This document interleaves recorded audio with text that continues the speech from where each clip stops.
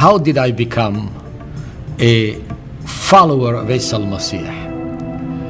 My journey is essentially a journey from religion to redemption. I would characterize my journey in the faith, in this process of becoming a follower of Isa al-Masih, as a journey from ritual to reconciliation. And this is very important because I was raised in the precepts of the religion of Islam.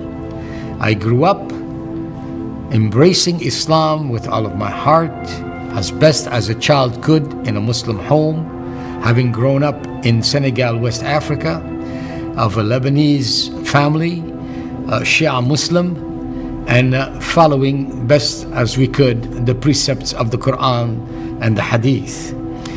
Our home was characterized by religion in every sense of the word.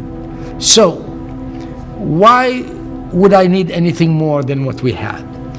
I never felt the need to have more until the crises of life that I experienced and that all of us experience at one point or another may bring us to face, or do bring us actually face to face with some of the great questions of life.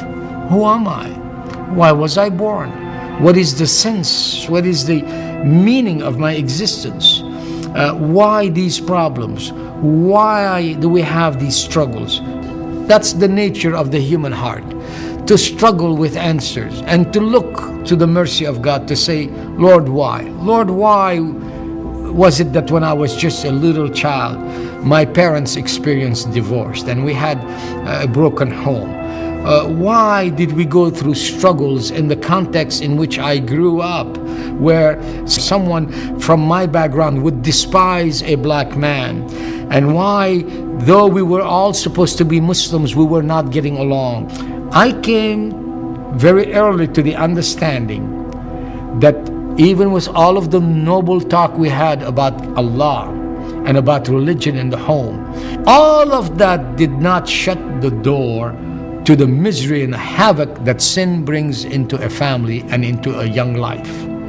I experienced all of this, and then I embarked on the task of reforming my life, thinking that all that I had experienced, all of the bad things that I went through, had been because I was not walking like a Muslim should. And I began to reform my life by being more careful, reading the Quran, trying to keep the traditions, of course, ritual and everything else that was required.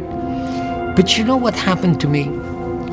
The more I embraced this, the more I tried, the more I began to discover that something simply was not gelling, something was not working. Was the problem just me? Was it that I wasn't doing it right? I began to look at others. I began to look at anyone who called himself a Muslim, whether he called himself a fundamentalist or he called himself a failure. From one F to the other, I looked at the whole gamut of Muslims and every type possible, and I noticed the same thing in their life that was in my life. That there was no assurance of the forgiveness of sin, that there was fundamentally no peace, although we constantly spoke of peace. That honestly, in my heart, as well as the heart of my Muslim friends then, though we said 5 times a day and 1,000 times in other occasions, Ar-Rahman Ar-Rahim, we were never very sure that Allah was on our side. We did not know what He decreed for us. Maybe He decreed evil for us. Maybe He decreed good for us. We did not know. We had no assurance of anything. And in that context, the struggle to reform one's life became a lonely one, an arduous one, a difficult one, at which not only I failed, but honestly, all the Muslims I knew were failing at it. We all know how to have a nice facade of religiosity and speak eloquently to issues if we have to. But the truth of the matter is that Allah sees our hearts, and He saw mine, and I looked at my heart and I knew that I was not finding the answer in religion as such. But what is there more than the deen? What is there more than iman? What is there that I needed that would take me to the next level, to the next step? I did not know. Where would I turn?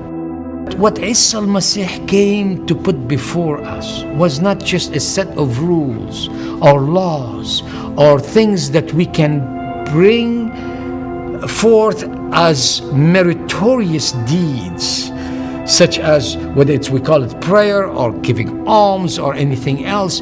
He came to teach us that beyond religion we needed relationship. And relationship cannot happen between us and Allah to be in the true peace, in the true Islam, in the true Salam. We cannot have that without there being first a reconciliation.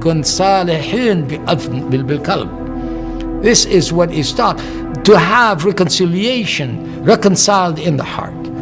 This is what I learned through the message of Isa al-Masih that someone shared with me.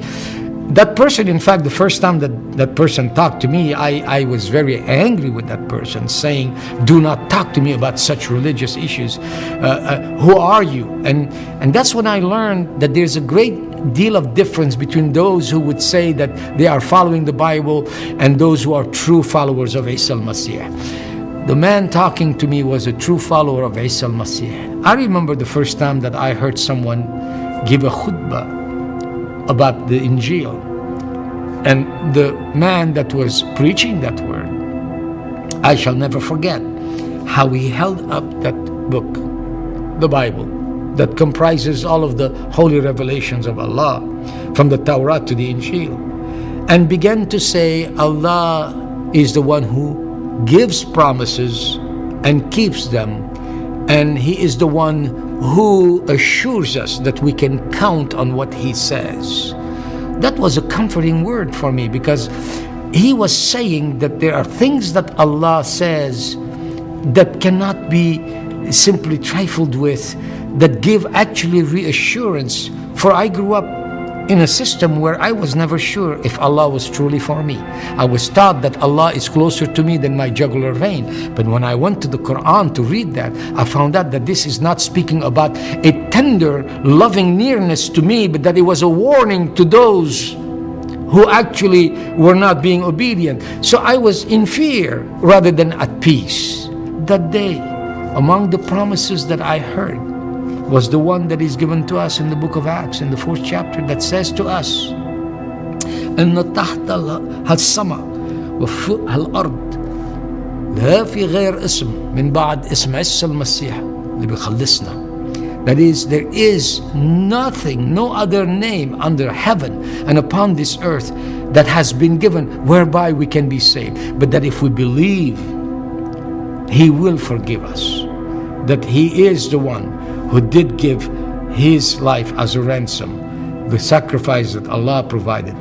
That belief pierced my heart. It wasn't something I was looking for. I wasn't thinking. And thank God, this was not an invitation for me, so to speak, to switch religions. That's not what it's about.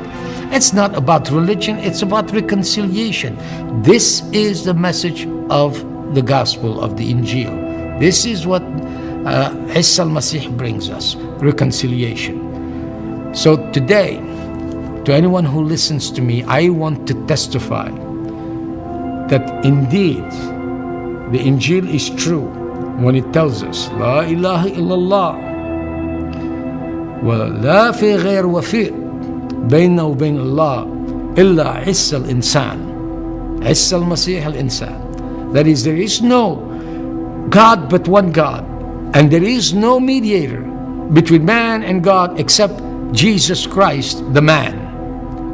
And so that is something today that I want to assure any hearer, that if in faith believing one accepts what the Injil says, you find the solution. My life was transformed by that truth. What I could not find just through the precepts of religion, and it doesn't matter how you call that religion, it could have been any religion.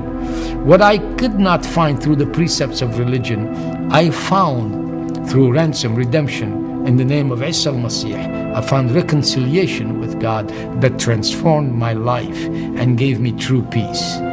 That is why I want to follow Isa al-Masih, and why I continue to follow Isa al-Masih, and why I proclaim to anyone, please be reconciled with God in the name of Isa al-Masih and be a follower of his.